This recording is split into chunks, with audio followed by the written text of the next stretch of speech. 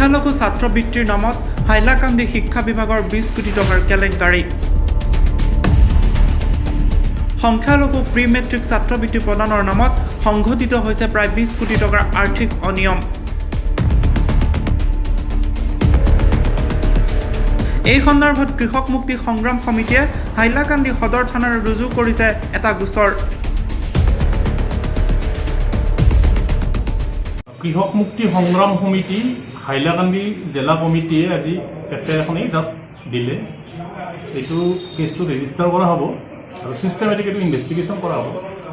Investigation কৰাৰ পিছত গম পোৱা যাব কি হৈছে কি হোৱা নাই। জাষ্ট এখন দিছে মাত্ৰ, এতিয়া কেছটো ৰেজিষ্টাৰ হ'ব। জিলাখনত 2018-19 আৰু 19-20 শিক্ষাবৰ্ষত সংখ্যালঘু ছাত্ৰবৃত্তি প্ৰদানৰ নামত সংঘটিত হৈছে এই অনিয়ম। জিলাখনৰ বিদ্যালয়ৰ পৰিদৰ্শক ৰাজীৱ কুমাৰ ঝাৰ নেতৃত্বত সংঘটিত হৈছে এই কেলেংকাৰী। একাংশ বেংকৰ বিষয়াৰ সহযোগত IS গৰাকী আৰু তেওঁৰ সহযোগী ৰাজেশ পালে হাইলাকান্দি জিলাত ভুৱা বিদ্যালয় আৰু ভুৱা ছাত্ৰ ছাত্ৰীক দেখুৱাই লুটিছে 20 কোটি টকা। 40 পৰা 50 বছৰ ব্যক্তিৰ নামত অন্তৰ্ভুক্ত হৈ আছে ছাত্ৰবৃত্তিৰ টকা। শেহতীয়াকৈ এই ঘটনাৰ সন্দৰ্ভত হাইলাকান্দি কংগ্ৰেছৰ 2 নেতাৰ ফোন কল ৰেকৰ্ডিং ৰাজহুৱা হোৱাৰ পিছতে অঞ্চলটোত সৃষ্টি হৈছে চাঞ্চল্য। আমরা তো কেসে গোবর দিতাম আসলাম খাইল আমরা কেস করতাম পাল্টা দেন অমুকে অমুকে করছো না ইনকোয়ারি অমুকের উপরে হোক দেখলাম ইনকোয়ারি হলে হোক তো আমরা ইনকোয়ারি আজিম হয়ে কারণ তো বাদে এডিশনাল এসি ম্যানেজ হয় তো বাদ দেওয়া হইলো। কেমন দিছো?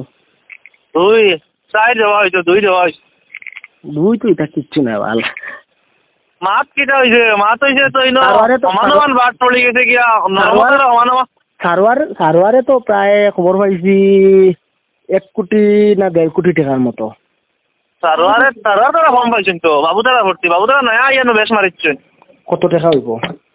তারা 1 লাখ 1 কোটি 37 লাখ টাকা মাত্র 2 বাটে। সারোয়ার 5 বাটে হইল গিয়া 1 কোটি 10 লাখ 1 কোটি 9 লাখ টাকা 5 বাটে। এনে বৃহৎ কেলেংকাৰীৰ বিৰুদ্ধে এতিয়া সৰব হৈ পৰিছে জিলাৰ বিভিন্ন দল সংগঠন।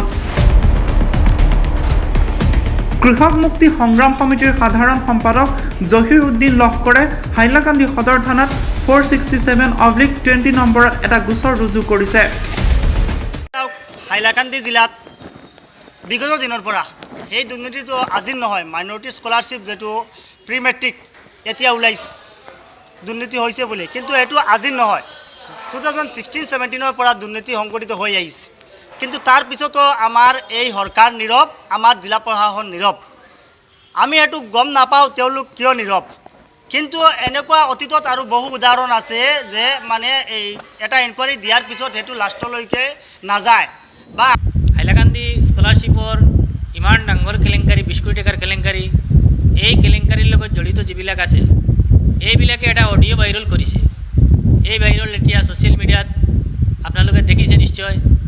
এই অডিঅ'ত তেখেতে এজন এডিশ্যনেল এছ পিক 2 লক্ষ টকা দি আছে আৰু 4 লক্ষ টাকা দিব। 2 লক্ষ টাকা এতিয়া দি আছে এবং তেখেতে কৈছে এই অডিঅ'ত স্পষ্টকৈ কৈছে যে এই তদন্ত হ'ব, তদন্তৰ পিছত নৰ্মেল ৰিপৰ্ট হ'ব, তেখেতৰ একো নহ'ব।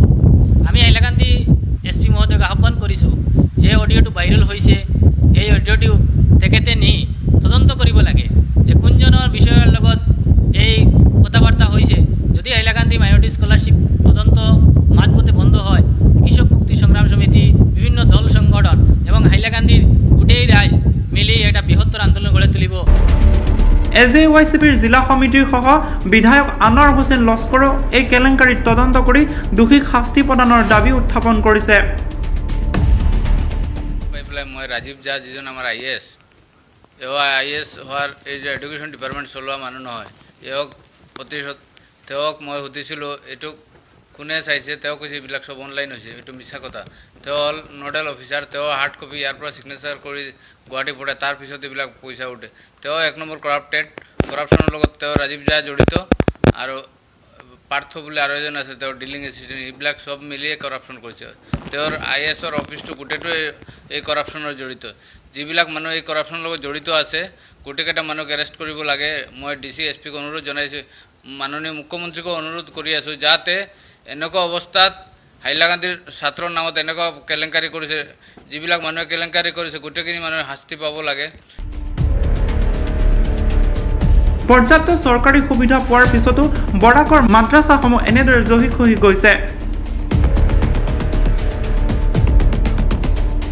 ব্যুৰো ৰিপৰ্ট নেশ্যন টক্স 24